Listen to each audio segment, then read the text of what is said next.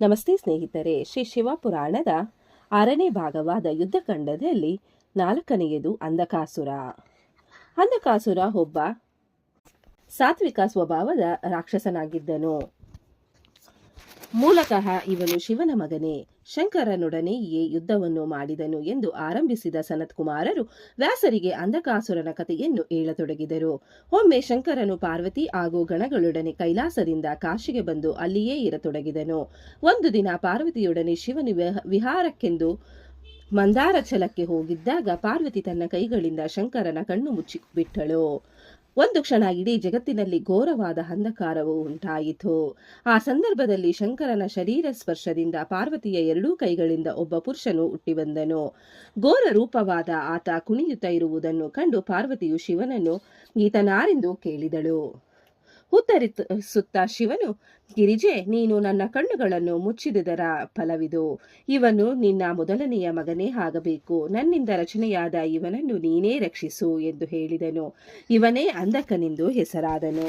ಒಮ್ಮೆ ಹಿರಣ್ಯಾಕ್ಷನೆಂಬ ರಾಕ್ಷಸನು ತನ್ನ ಅಣ್ಣನಾದ ಹಿರಣ್ಯಕಶಿಪುವಿಗೆ ಮಗ ಇದ್ದಂತೆ ತನಗೆ ಸಂತತಿ ಇಲ್ಲವೆಂದು ಶಿವನನ್ನು ಕುರಿತು ತಪಸ್ಸು ಮಾಡಿದಾಗ ಪ್ರಸನ್ನನಾದ ಶಿವನು ಅವನಿಗೆ ಅಂಧಕನನ್ನು ಕೊಟ್ಟು ಇವನನ್ನೇ ಮಗನಾಗಿ ಸ್ವೀಕರಿಸು ಎಂದು ಹೇಳಿ ಅಂತರ್ಧನಾದನು. ಅಂಧಕನು ಹಿರಣ್ಯಾಕ್ಷನ ಮಗನಾಗಿ ಅಂಧಕಾಸುರನೆನಿಸಿದನು. ಹಿರಣ್ಯಾಕ್ಷ ದುಷ್ಟ. ದೇವತೆಗಳನ್ನು ಪಾತಾಳವಾಸಿಗಳನ್ನು ಗೆದ್ದು ಅವರಿಗೆ ಹಿಂಸೆ ಕೊಡತೊಡಗಿದನು. ಭೂಮಿಯನ್ನೇ ಹಿಂಸಿಸತೊಡಗಿದಾಗ ಭೂದೇವಿ ಸಮುದ್ರದಡಿ ಮೊರೆ ಹೋಗಬೇಕಾಯಿತು. ಸಿಟ್ಟಿಗೆದ್ದ ಮಹಾವಿಷ್ಣುವು ವರಹ ರೂಪ ತಾಳಿ ಕೋರೆ ದಾಡೆಗಳ ಪ್ರಹಾರದಿಂದ ಹಿರಣ್ಯಾಕ್ಷನನ್ನು ಸಂಹರಿಸಿದನು. ತಮ್ಮನ ಸಾವು ತಿಳಿದ ಹಿರಣ್ಯಕಶ್ಯಪುವು ಕೋಪಗೊಂಡು ವಿಷ್ಣುವಿನೊಡನೆ ದ್ವೇಷ ತಾಳಿ ಪ್ರಜಾಪೀಡಿಕನಾಗಿರತೊಡಗಿದನು. ಬ್ರಹ್ಮನನ್ನು ಕುರಿತು ತಪಸ್ಸು ಮಾಡಿ ಯಾವ ಪ್ರಾಣಿಯಿಂದಲೂ ಆಯುಧದಿಂದಲೂ ಮನುಷ್ಯನಿಂದಲೂ ಪ್ರಾಣವೇ ಹೋಗಬಾರದು ಎಂಬ ವರವನ್ನು ಪಡೆದು ಗರ್ವಿಸತೊಡಗಿದನು. ಆ ದುಷ್ಟ ರಾಕ್ಷಸನ ಕಾಟ ತಾಳಲಾರದೆ ದೇವತೆಗಳು ವಿಷ್ಣುವಿನ ಮೊರೆ ಹೊಕ್ಕಾಗ ಅವರೆಲ್ಲರನ್ನೂ ಸಂತೈಸಿದ ವಿಷ್ಣುವು ನರಸಿಂಹ ರೂಪ ತಾಳಿ ಹಿರಣ್ಯಕಶ್ಯಪುವನ್ನು ತನ್ನ ನಖಗಳಿಂದಲೇ ಸಂಹರಿಸಿಬಿಟ್ಟನು ಹಾಗೂ ಅವನ ಮಗ ಪ್ರಹ್ಲಾದನಿಗೆ ಪಟ್ಟಾಭಿಷೇಕ ಮಾಡಿದನು. ಅಂಧಕಾಸುರನು ಕುರುಡನಾಗಿದ್ದರಿಂದ ಅವನ ದೊಡ್ಡಪ್ಪನ ಮಕ್ಕಳು, ಈ ಕುರುಡನು ವಿಕೃತ ರೂಪದವನು ಆದ ಇವನಿಂದ ಈ ರಾಜ್ಯಕ್ಕೇನು ಪ್ರಯೋಜನ ಎಂದು ಹಂಗಿಸುತ್ತಾ, ಯಾವನದೋ ಮಗನಾದ ಇವನು ನಮ್ಮ ರಾಜ್ಯದಲ್ಲಿ ಪಾಲು ಕೇಳಲು ಹಕ್ಕಿಲ್ಲ. ಬುದ್ಧಿ ಇಲ್ಲದೆ ತಪಸ್ಸು ಮಾಡಿ ಹಿರಣ್ಯಾಕ್ಷ ಇವನನ್ನು ಮಗನಾಗಿ ಪಡೆದನಷ್ಟೇ ಎಂದು ಹೀಯಾಳಿಸುತ್ತಾ ಇರುತ್ತಿದ್ದರು.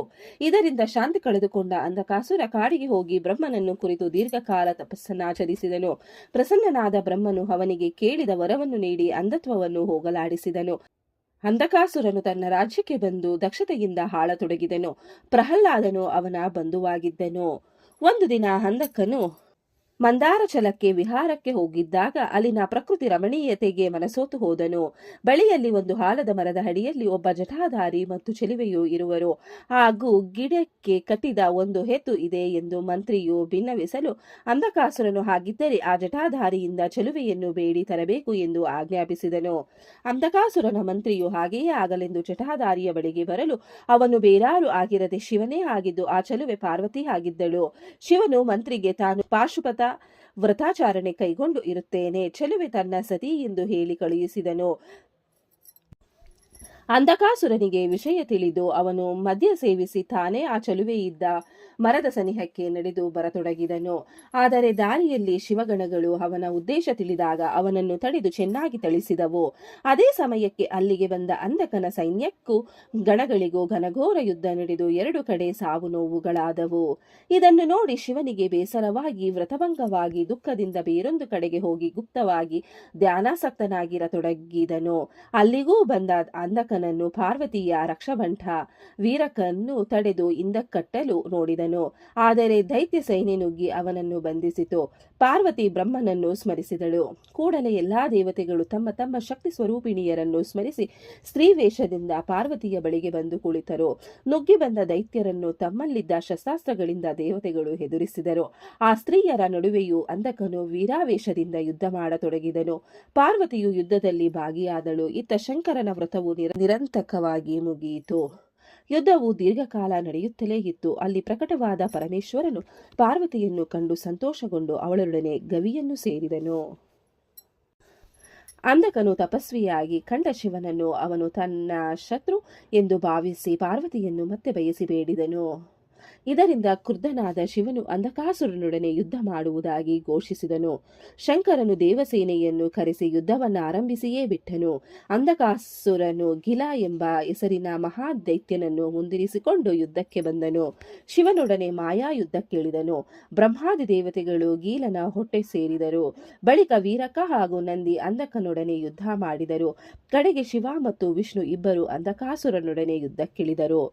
ದೈತ್ಯರು ಬೇಗ ಬೇಗ ಸಾಯತೊಡಗಿದರು. ಅವರನ್ನು ಸಂತೈಸಲು ಬಂದ ದೈತ್ಯರ ಗುರು ಶುಕ್ರಾಚಾರ್ಯರನ್ನು ಶಿವಗಣಗಳು ಬಂಧಿಸಿದವು. ದೈತ್ಯರು ಮಾಯಾ ಯುದ್ಧಕ್ಕೆ ತೊಡಗಿದಂತೆ ಎಲ್ಲೆಲ್ಲೂ ಅಂಧಕಾಸುರನೇ ಕಾಣುವಂತಾಯಿತು. ಯುದ್ಧ ನಿಲ್ಲುವಂತೆಯೂ ತೋರಲಿಲ್ಲ. ಅಂಧಕಾಸುರ ಶಂಕರನ ಮೇಲೆ ಬಾಣ ಬಿಟ್ಟನು. ಇದನ್ನು ಕಂಡು ಸಿಟ್ಟಿಗೆದ್ದ ಶಂಕರನು ಸುಲಭವಾಗಿ ತ್ರಿಶೂಲದಿಂದ ಅಂಧಕಾಸುರನ ಹೃದಯವನ್ನು ತಿವಿದನು. ಅಂಧಕನು ತನ್ನ ದೇಹ ಸುಟ್ಟು ಹೋದಂತಾಗಿ ಕೆಳಗುರುಳಿದನು. ಪಾರ್ವತಿಗೆ ಅಂಧಕಾಸುರನಾರೆಂಬುದು ತಿಳಿಯಿತು. ಅಂಧಕನು ಶಿವಸ್ತುತಿ ಮಾಡತೊಡಗಿದನು. ಯುದ್ಧವು ಶಾಂತಗೊಂಡು ವಿಘ್ನಗಳು ದೂರವಾದವು. ಪಾರ್ವತಿ ಪರಮೇಶ್ವರರು ಮಗನ ಮೇಲೆ ಕೃಪೆ ಹರಿಸಿದರು. ಪ್ರಸನ್ನನಾದ ಶಿವ ಅಂಧಕಾಸುರನಿಗೆ ಗಣಾಧಿಪತ್ಯ ಪದ ನೀಡಿದನು. ಬಳಿಕ ಶಿವ ಪಾರ್ವತಿಯರು ಗವಿಹೊಕ್ಕು ವ್ರತಫಲದಂತೆ ತಮ್ಮ ಅಂಶವನ್ನು ಸ್ಥಾಪಿಸಿ ಸಂತುಷ್ಟರಾದರು. ಶುಕ್ರಾಚಾರ್ಯನು ಕಾಶಿನಗರಕ್ಕೆ ಹೋಗಿ ವಿಶ್ವನಾಥನನ್ನು ಪೂಜಿಸಿ ಬಹುಕಾಲ ತಪಸ್ಸು ಮಾಡಿ ಬಳಿಕ ಜ್ಯೋತಿರ್ಲಿಂಗ ಸ್ಥಾಪಿಸಿದನು. ಸ್ತೋತ್ರಗಳನ್ನು ಹೇಳುತ್ತಾ ಶಿವನು ಪ್ರಸನ್ನನಾಗುವಂತೆ ಮಾಡಿದನು. ಶಿವನು ಶುಕ್ರಾಚಾರ್ಯನ ಭಕ್ತಿಗೆ ಮೆಚ್ಚಿ ಅವನಿಗೆ ಮೃತ ಸಂಜೀವಿನಿ ವಿದ್ಯೆಯನ್ನು ಕರುಣಿಸಿದನು. ಆಕಾಶದಲ್ಲಿ ಶುಕ್ರ ತಾರೆಯಾಗಿ ಕಂಗೊಳಿಸುವೆ ಎಂದು ವರವನ್ನು ನೀಡಿದರು. ಇಲ್ಲಿಗೆ ಶಿವಪುರಾಣದಲ್ಲಿ ಹೇಳಿದ ರುದ್ರ ಸಂಹಿತೆಯ ಯುದ್ಧಖಂಡವು ಮುಗಿಯಿತು. ಈ ಅಧ್ಯಾಯವನ್ನು ಕೇಳಿದವರಿಗೂ ಓದಿದವರಿಗೂ ಆ ಭಗವಂತ ಒಳ್ಳೆಯದನ್ನು ಮಾಡಲಿ. ಓಂ ನಮಃ ಶಿವಾಯ. ಧನ್ಯವಾದಗಳು ಸ್ನೇಹಿತರೆ. ವಿಡಿಯೋ ನೋಡಿಕ್ಕೆ ಎಲ್ಲರಿಗೂ ಧನ್ಯವಾದಗಳು. ನಿಮಗೆ ಈ ವಿಡಿಯೋ ಇಷ್ಟ ಆಗಿದ್ರೆ ಪ್ಲೀಸ್ ಒಂದು ಲೈಕ್ ಮಾಡಿ. ನೆಕ್ಸ್ಟ್ ಇನ್ನು ಜಾಸ್ತಿ ವಿಡಿಯೋ ಹಾಕ್ತೀವಿ. ಹಾಗೆ ನಿಮ್ಮ ಫ್ರೆಂಡ್ಸ್ಗೆ ಶೇರ್ ಮಾಡಿ ಮತ್ತೆ ಸಬ್ಸ್ಕ್ರೈಬ್ ಮಾಡಿ. Thank you very much.